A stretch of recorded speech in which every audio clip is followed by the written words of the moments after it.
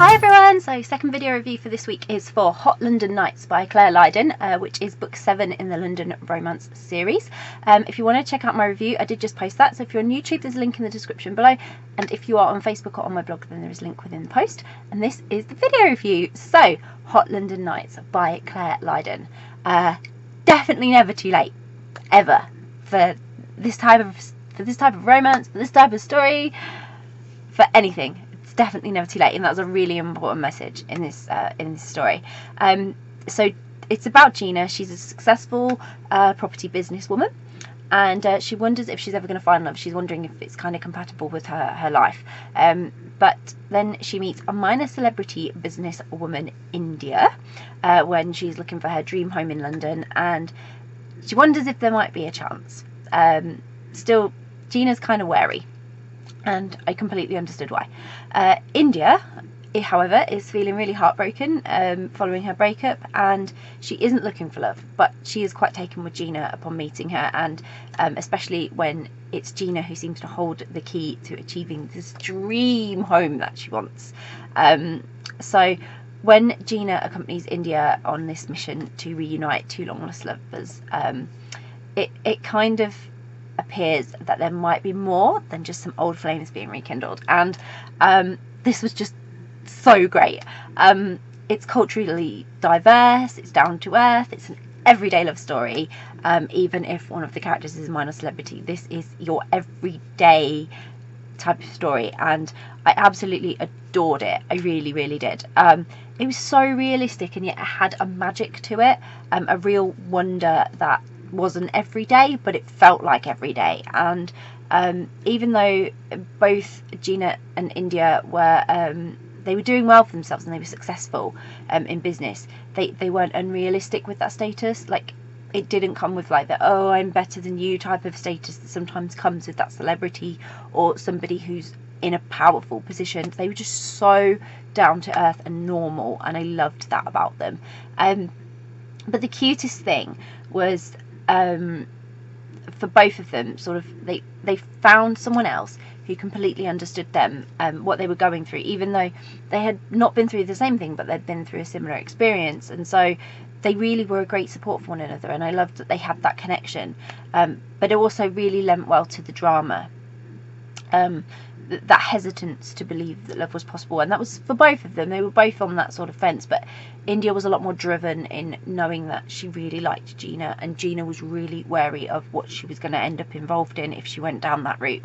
So and how it was going to affect her, and she still had the past affecting her in a way that India also had. So they had that juggle of past and present, and figuring out what it is they want to do, and could they trust somebody else, and all those questions that you usually ask yourself with this type of story. But like I say, it really lent well to the drama, and that caused some really brilliant, intense moments that sat amongst the more cute scenes, because there were some really cute moments, but there were also some really heated scenes as well, which were great. But the other thing with this is there was also an underlying story that was sitting in the background, which I hope we'll learn more about in the future. I hope maybe there'll be a story about it, because it was the most magical thing of the whole read. And the plot, that's what really drove the story, and I found it really engaging and exciting, and it just a whole lot of fun. I mean, Gina and India, they're going to Pride, there's so much going on. India's company is really sort of involved in the planning and getting, being a real part of the day, and so then Gina's getting all pulled into that, and there was all that issues with family sitting in the background. There was a lot of like I say, everyday stuff coming out as surrounding this romance. And whenever Claire writes a story, it's always a hit with me, always, because it's always filled with the most creative and imaginative things, the most wonderful things, and most of all, no matter what else is being covered in the story, even if there's some slightly harder hitting moments, Claire's always got that fun, that wonder, that magic in those stories.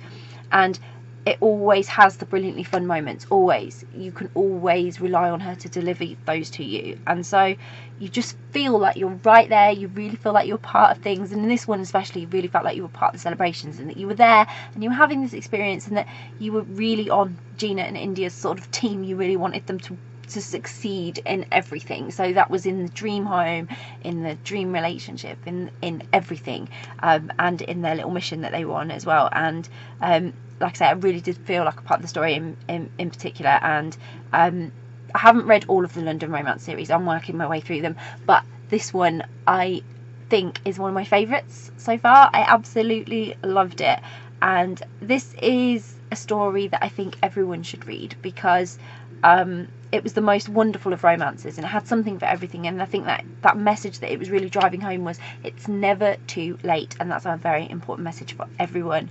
to sort of take on board. It's never too late for whatever it is that you're trying to achieve in life.